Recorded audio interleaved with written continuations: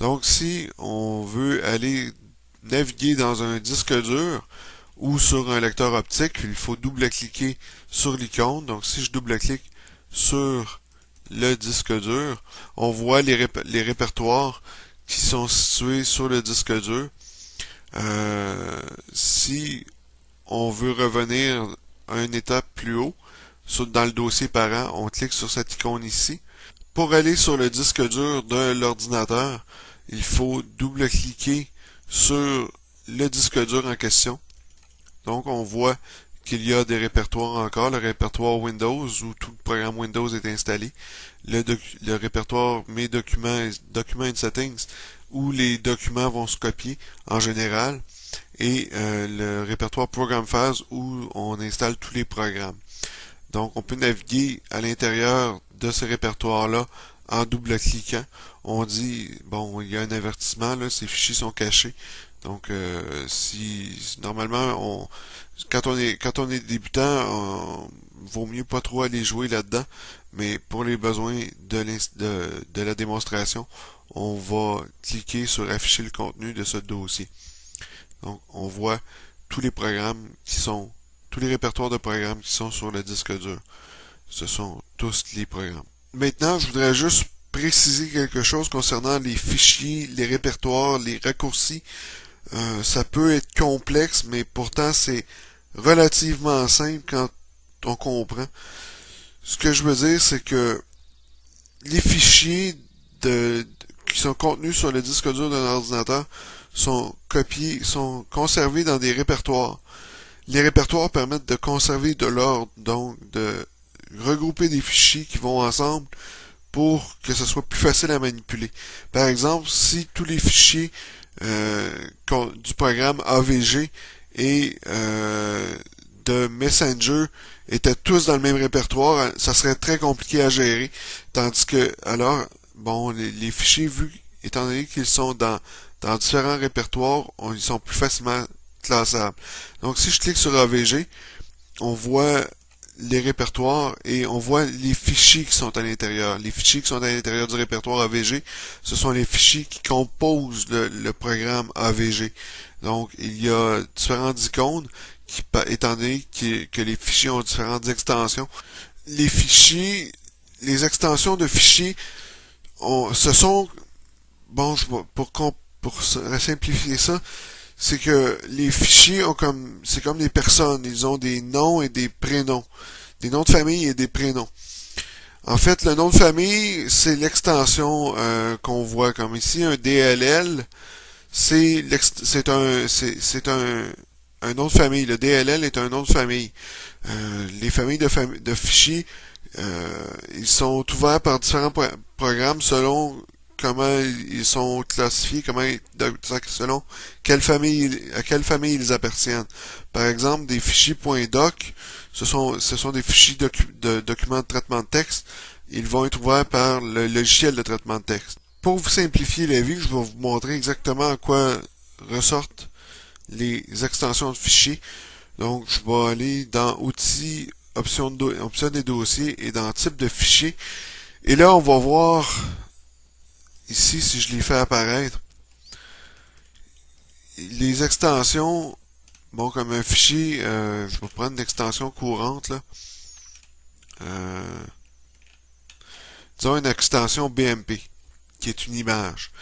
Tous les fichiers qui vont se terminer par .bmp vont être considérés comme des fichiers, des images bitmap, et vont être ouverts par le logiciel en question, ils vont s'ouvrir avec aperçu des images et des télécopies Windows. C'est le programme qui est rattaché à l'extension du fichier. Bon, si je vous donne un autre exemple, je parlais des points doc, des points doc. Si les fichiers .doc vont être ouverts avec Windows Microsoft Word 97-2003. Un fichier doc est un fichier de traitement de texte. Donc, et on voit qu'il existe plusieurs types d'extensions. Donc, bon, on voit les fameux JPEG, là, c'est très connu. Ce sont des images, donc les fichiers qui vont se terminer par .jpg ou .jpe ou .jpeg, ils vont tous être considérés comme des images JPEG. Donc, les extensions de fichiers permettent d'identifier par quel programme vont être ouverts les fichiers en question. Si par hasard vous ne voyez pas les extensions de fichiers sur votre ordinateur, vous voyez seulement des noms et il n'y a pas de point extension, c'est parce que c'est dans affichage, il y a une option qui indique masquer les extensions des fichiers dont le type est connu ici. Donc, si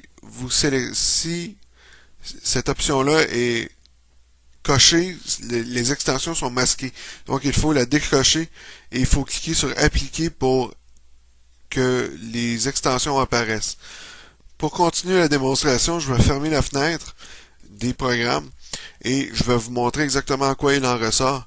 Donc, si je clique sur le bouton droit de la souris sur le bureau et je sélectionne nouveau, on voit un nouveau, qu'on peut créer un nouveau dossier, on peut créer un nouveau raccourci ou on peut créer un type de fichier qui est déjà connu. Donc, si je clique sur, disons, document texte, on voit le nouveau document texte.txt, l'extension txt, c'est pour un document texte. Donc, si je laisse ça comme ça et que je double-clique sur ce fichier-là, c'est un fichier texte, donc on peut taper du texte à l'intérieur. Je vais fermer le fichier et là, on me demande d'enregistrer les modifications, je vais indiquer sur nom. Regardez, si je change d'extension du fichier, vous allez voir ce que ça va donner. L'icône va changer. On me demande si je veux modifier l'extension du fichier et je dis oui. Et là, c'est un document Word. Donc, le logiciel qui va être associé au fichier n'est pas le même. Par contre, en changeant l'extension du fichier, le fichier risque de ne pas fonctionner étant donné qu'il n'est pas codé de la bonne manière pour être pris par le logiciel. Un fichier TXT n'est pas codé de la même manière qu'un fichier doc. Donc, le fichier risque de ne pas fonctionner dans le traitement texte. En fait, il ne fonctionnera pas du tout. Pour continuer la démonstration, je vais créer un dossier. Donc, pour créer un dossier, on clique sur le bouton droit de la souris sur le bureau et on va dans Nouveau et on va dans Dossier. Donc, j'ai créé un dossier sur le bureau de l'ordinateur, le bureau de Windows. Et les dossiers n'ont pas d'extension en général. C'est pas nécessaire d'avoir une extension. En fait, on ne met pas d'extension à un dossier. Donc, le nom, je peux taper un nom à mon dossier. Donc, je vais taper test. Et là, si je double-clique sur le dossier, le dossier est ouvert et le dossier est vide étant donné que je viens de le créer. Maintenant, je peux copier le fichier dans le dossier. Donc, si je clique sur le fichier et je le glisse dans la fenêtre et que je lâche le bouton gauche de la souris, le fichier est maintenant déplacé dans le répertoire. Maintenant, pour copier un fichier, ce qu'on peut faire, il y a différentes manières de copier un fichier. On peut cliquer sur le bouton droit de la souris et glisser le fichier là où on veut le copier et on lâche le bouton droit de la souris et un menu qui apparaît. Copier ici signifie que il y aura une copie sur le bureau et le fichier va rester dans le répertoire.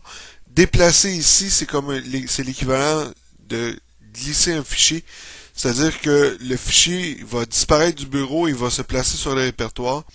Et si on crée un raccourci ici, le raccourci, ce qu'il va faire, c'est il va y avoir un accès plus rapide à partir du bureau vers le fichier. Le fichier va rester sur le répertoire, mais on pourra y accéder à partir du bureau. Donc, si je clique sur copier, on voit un icône qui apparaît. Le fichier qui est dans le répertoire et aussi sur le bureau. Si, bon, je vais l'envoyer à la poubelle. Si je fais déplacer, oups, si je fais déplacer ici, comme ça ici, on va voir le fichier est disparu du répertoire et est copié sur le bureau. Donc, je vais le glisser à nouveau pour le déplacer vers le répertoire. Et si je crée un raccourci comme ça ici, en créant un raccourci, on va voir dans le fichier, on va voir dans le nom, le raccourci vers un nouveau document et vers un nouveau document texte. Et la flèche ici qui signifie que c'est un raccourci. Donc, si je double-clique sur ce fichier, sur ce raccourci-là, le document texte va s'ouvrir, mais ce n'est pas le document texte, ce n'est seulement qu'un raccourci. Donc, je vais envoyer le raccourci à la poubelle.